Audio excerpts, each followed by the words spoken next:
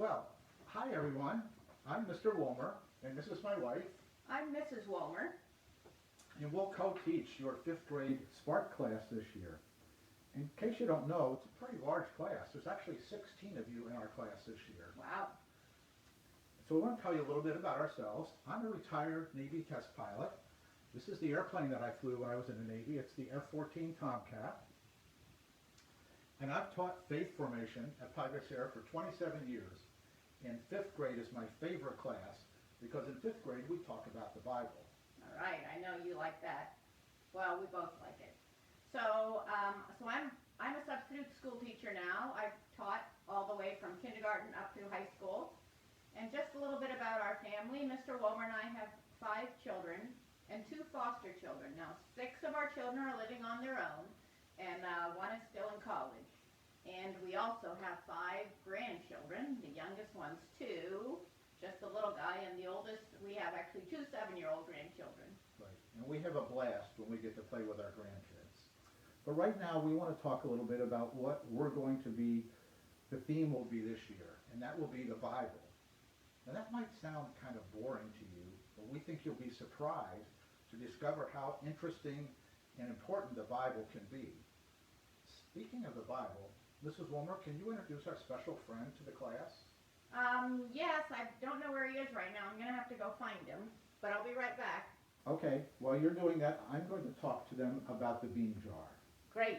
Okay, so this is our bean jar, but you might say, why do you call it a bean jar? There are no beans in that jar. But I have a whole tub of beans here. And during the year, we're going to put some of the beans from this tub into this jar. And each time we get above one of these red lines, everybody in the class will get a special prize. We'll send that prize home to you in the packets that your parents pick up from the church. So when will we put beans in here? Well, every time one of you watches one of our videos, we'll put a bean in the bean jar. And we're going to have something called a discussion board on our class webpage. It's a place where we'll have questions that you can go in and post answers, and you can post replies to other people's answers. So every time you post something on the discussion board, we'll put a bean in the bean jar. And if you post 2 things on the discussion board, guess what?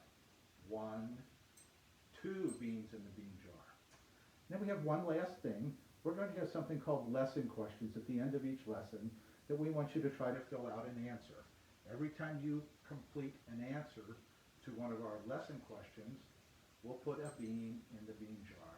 So we hope by the end of the year we'll have beans way up here, and everybody will have taken home 3 or 4, maybe even more, special prizes that Mrs. Womer and I have for you. So here, I see Mrs. Womer's got our friends, so I'm going to make some room for them. Hi, class. I want to introduce you to our friend Rover. He's going to be our class mascot this year. Arf, arf. Hi, everyone. I'm glad to meet you. Good. Now, the interesting thing to know about Rover, boys and girls, is that he knows lots of really funny Bible jokes, and he loves to make people laugh. Yeah. Do you think it would be okay if I told the class a Bible joke now? Sure. Go ahead and give us a good one, Rover. Okay. Why didn't Noah go fishing? Noah? He had a lot of water around him. Why wouldn't he go fishing? Well, because he only had 2 worms. Yeah. Don't you just love riddles? Oh, well, sure, but I especially love your Bible riddles, Rover. Do you know another one? You bet. Why didn't Noah and his friends play cards on the ark? Well, they would have had a lot of time. Maybe they would have been bored. You would have thought they would play cards.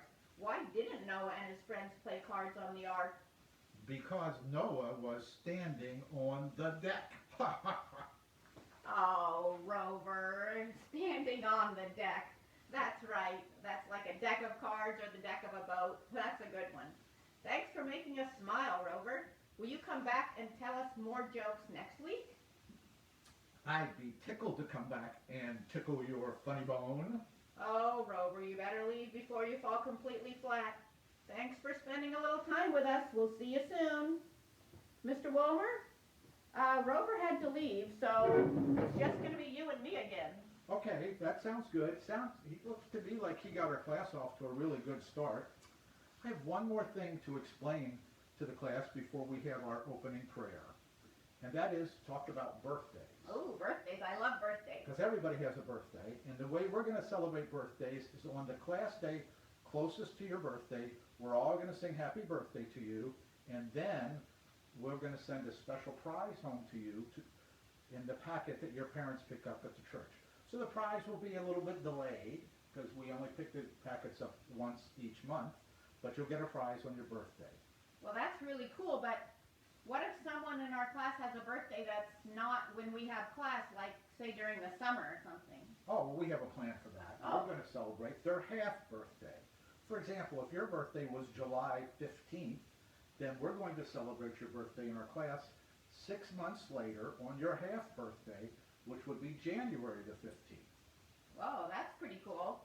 But actually, no one has a birthday this week, so we won't be singing happy birthday today. All right, so I guess we don't sing happy birthday every week, but I know there's something we do every week. We always start off with an opening prayer. That's right.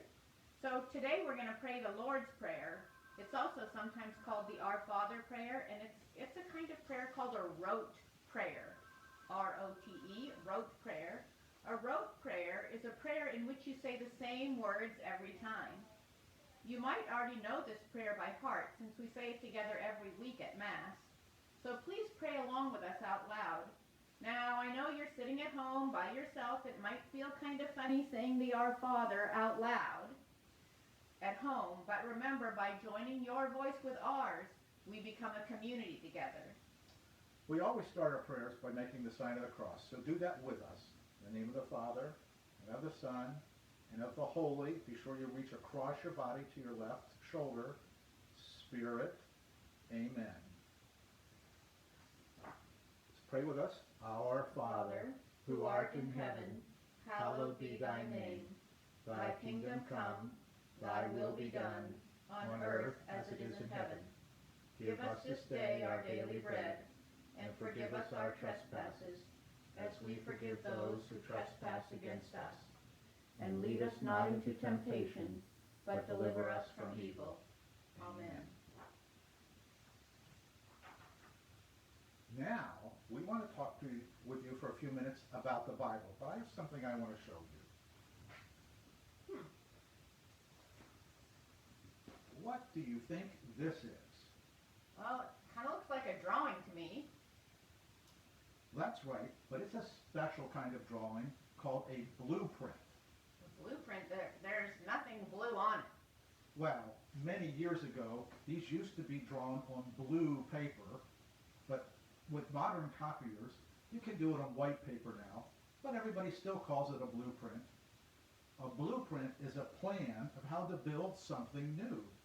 You might say it's a plan of how to build a new creation. Well, the one you're holding up right now, what does that blueprint show you how to build? This is a blueprint of how to build a brand new house. But let me ask you something. If a blueprint is a plan, do you think God has a plan for us? Well, yes, of course. Do you have any idea where we can find God's plan for us? I think I'm with you now. Maybe God's plan for us is right here in the Bible. I think you're right. Since the Bible is a plan, and it's kind of like a blueprint, if you follow God's plan for you in the Bible, what do you think you will create? Well, if I follow the plan, the blueprint you showed, I built a house. If I follow God's plan for me in the Bible, maybe I create a new, better version of myself. That's exactly right. But there's something else to think about. Let me show you another part of this blueprint. Let me get it right so we can see it easily. When you look at this blueprint, does it look like it's easy to read and understand? No, not at all. It looks extremely confusing. And like this part right here that the arrow's pointing at, it says 4x4 kp pc44. I have no idea what that means. Well, you're right. It is very confusing. And people who build houses need lots of training to read and understand blueprints. Huh. Well, if we need training to read this blueprint for the house, do you think we'd need training to read and understand God's plan for us in the Bible? Yes, you do. And that's what this year is all about. So, I know the drawing on the blueprint is hard to understand because look at all those symbols or something. Can you give us an example of a Bible story that's hard to understand? Yes, I probably can. Let me think here.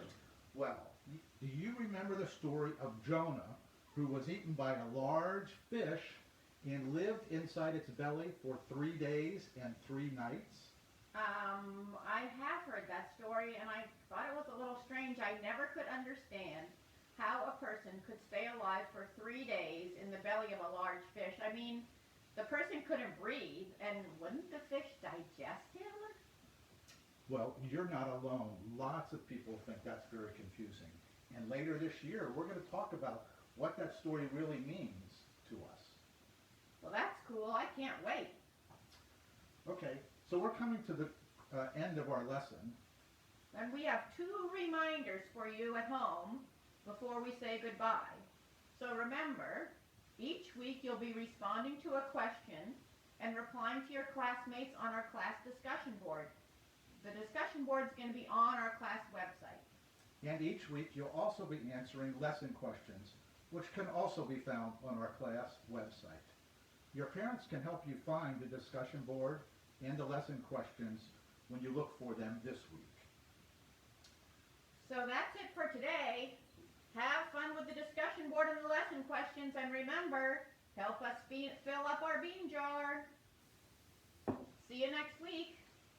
Wait a minute. Before we go, don't you think we should answer our question? The question was, What? how is the Bible like a Oh, blueprint? you mean the question on the thing at the very beginning of Yeah. class? Oh, that's right. It was, how is the Bible like a blueprint? Right. Well, that's a good idea. Okay. So, should I answer? Yeah, go ahead. Okay. So the Bible's like a blueprint because the blueprint's a plan to build something, and the Bible's a plan to build a new and better you. Oh, I'm excited. Yeah. So have a good week. Have a good week, and God God bless you. Bye-bye.